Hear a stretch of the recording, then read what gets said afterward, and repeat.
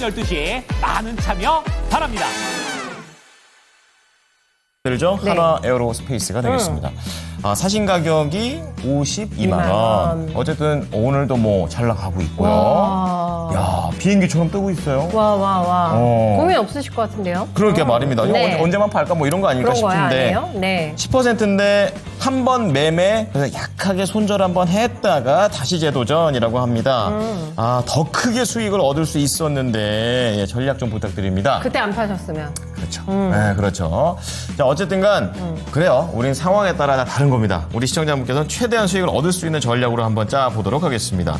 자, 전문가님, 한화 에어로스페이스 같은 경우에 지금 벌써 10만 앞자리가 바뀌었어요. 이거 어떤 전략이 계속 필요할까요? 근데 이 하나에어로스페이스는 비행기 만드는 회사는 아닌데요. 자, 스페이스가 붙어서 비행기 만드는 회사로 그렇게 착각할 수는 있겠네요. 자, 이거는 하나에어로스페이스는 여러 가지 무기 체계를 굉장히 좀 이렇게 다양하게 만든다라고 보시면 됩니다. 우리나라에서 전 세계에서 자주포 중에 가장 많이 쓰이는 자주포가 K9 자주포예요. 전 세계 자주포 점유율의 50% 이상을 이 K9 자주포가 점유를 하고 있습니다. 거기다가 우리 군대 갔다 오신 분들, 포병이신 분들은 어느 정도는 아실 것 같은데요. 다련장 로켓이라는 게 있어요. 막 이렇게 네모 반듯해갖고 거기에 구멍 뻥뻥 뚫려서 거기서 막 미사일 로켓이 계속 나오는 거. 자, 그걸 다련장 로켓이라고 얘기를 하는데 그 다련장 로켓 같은 것들, 요런 것들을 주로 만드는 기업이죠. 수출도 그런 쪽이 가장 많이 됩니다. 근데 이 하나에어로스페이스를요, 제가 이 야인시대가 아마 2023년도부터 4월달인가 그때부터 야인시대가 새로 만들어졌었는데요. 그때 6월달인가 5월달 정도에 제가 추천을 해드렸었거든요. 근데 그때보다 지금 5배가 올라온 상태예요. 근데 그때 당시에 추천드리면서 제가 뭐라고 말씀드렸냐면 하나그룹 쪽에서 계획을 내놓은 게 있습니다. 근데 이 계획이 실현이 될지 어떨지 모르겠는데 어느 정도는 뭐 따라가는 그런 모습이 아닐까 싶습니다라고 말씀드리면서 추천을 드렸는데 그 얘기가 하나그룹에서 2023년도에 발표한 내용이 있었어요. 뭐냐 하면 2030년까지 매출액 40조를 도달하겠다. 방산 부문이요. 그리고 영업이익 5조를 달성하겠다. 이런 얘기를 했었거든요. 그래서 그때 당시 추천을 드리면서 야, 그러면 이게 매출액 40조 되게 되면 그때 당시에는 뭐 2022년도 이런 결산기 나왔는데 한 7조 정도 됐었거든요. 그러니까 40조면 이게 대체 얼마까지 가야 될지 감도 안 온다고 그렇게 말씀드렸는데 아직도 굉장히 잘 가고 있습니다. 지금 이 방산주들 같은 경우는 잘못 놓치면요 못 잡을 수 있습니다. 자, 왜냐하면 지금 한번 생각을 해보면요, 우크라이나 전쟁이 끝나가죠. 거의 뭐 좀 있으면 끝난다라고 봐야 되는데 지금 우크라이나가 미국에서 원조를 굉장히 많이 받았지 않습니까? 근데 이게 좀 무기 원조 받고 막 그럴 때는 그냥 공짜인 줄 알았잖아요. 바이든 때는 또 그냥 무상으로 제공하는 그런 개념이었었고, 근데 트럼프가 딱 들어서면서 우크라이나에다가 720조짜리 청구서를 내놨죠.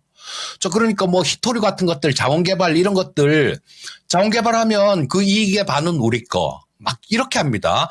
그 주변 국가에서 보면 어떤 생각이 들겠어요? 동유럽 국가에서 보게 되면 야, 나라 저렇게 막 다 부셔지고 다 뭐 작살나고 사람들 그렇게 죽어나가고 국토는 저렇게 황폐화됐는데 빚까지 720조를 졌구나. 이런 생각을 하겠죠. 이게 굉장히 무서운 겁니다. 그래서 특히 리투아니아 같은 그 발트 삼국주에 있는 나라들, 이런 나라들 같은 경우는 어떻게든 간에 이 국방력을 증가시킬 수밖에 없어요. 폴란드도 그런 부분들 때문에 우리나라 무기를 많이 사는 거고. 자, 근데 뭐 유럽 쪽도 지금 독일이나 이런 쪽에서는 방산 쪽에 투자가 많이 되고 있는데 벌써 수십 년간을 굉장히 좀 평화로운 시대를 살았지 않습니까? 전 세계에서 아마 이 우리나라가 가장 많이 지난 수십 년 동안 지지고 볶고 했을 겁니다. 그래서 우리나라는 이 생산시설 같은 것들, 이런 것들도 잘 돼 있고요. 무기 개발도 굉장히 열심히 했습니다. 진짜 뭐 언제든지 북한하고 한판 붙을 수 있는 그런 상황이니까요. 자, 그래서 우리나라 무기들이 가격도 싸고요. 성능도 굉장히 좋습니다. 자, 그래서 이런 수요들은 계속 늘어날 거예요. 거기다가 트럼프는 야, 우리는 국방비 줄일 거야. 근데 니네들은 늘려야 돼. 이런 얘기를 하고 있죠. 자, 미국 자체는 그 국방비를, 방위비를 줄인다라고 얘기를 하는데 나토 국가들한테는 GDP의 5% 써라, 방위비로. 처음에는 3% 이랬었는데, 지금 요즘, 얼마 전부터, 야, GDP의 3% 방위비 부담 쓰는 거는 그건 도둑들이나 하는 짓이지, 안보 무임승차야. 5%를 써야 돼. 이런 얘기들을 합니다. 자, 이런 부분들이, 이게, 국가 예산의 5%가 아니에요. GDP의 5%입니다. GDP의 5%니까 진짜 엄청난 금액이에요. 추가로 유럽 쪽에서 부담해야 될 부분들이 향후 10년간 한 3,700조 3,700조 정도 된다라는 계산이 나왔던데요. 그러면 1년에 370조입니다. 자, 그게 다 우리나라 무기를 사진 않겠지만요. 그 중에 일부만 우리나라 무기를 구매한다고 하더라도 엄청난 거예요. 또 방산 쪽은 MRO라는 게 있습니다. 무기 체계들 이런 것들 유지 보수하는 그런 부분인데요. 자, 이게 이 시장이 또 굉장히 커요. 그러니까 수출을 한번 딱 하고 나면 그걸로 끝. 이게 아니라 계속해서 수익원들이 있다라는 겁니다. 그래서 방산주들 같은 경우는 올해 하고 내년 정도까지도 실적 부분들이 계속 좋아질 것 같아요.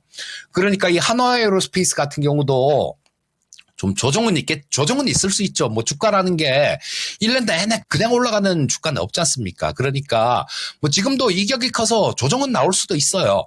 하지만 조정을 받고 난 다음에는 또다시 위쪽으로 움직인다라고 봐야 됩니다. 그리고 올해 같은 경우는 특히 방산주들이 좀 관심을 받을 수 있는 게 우리나라 경제 성장률 전망치가 계속 떨어지지 않습니까?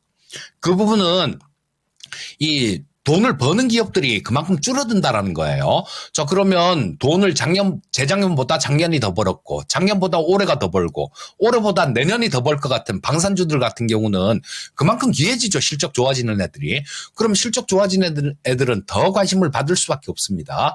자, 뭐 하나에어로스페이스 10% 보유하고 계시면 뭐 10% 정도는 그냥 들고 가셔도 될 것 같습니다. 그리고 조정폭이 좀 커진다거나 조정을 잘 받는 모습이 나오면 뭐 다른 방산주들 쪽도 관심을 가져보시는 게 좋을 것 같습니다.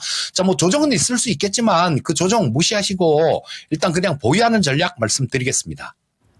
자, 우리 사넬구띠님의 한화 에어로스페이스 우선 가져가시고 네. 또 이 한화 에어로스페이스만 좋은 게 아니라 다른 방산주들도 긍정적이라고 하니까 이제 이러한 부분들 같이 적용하셨으면 좋겠습니다.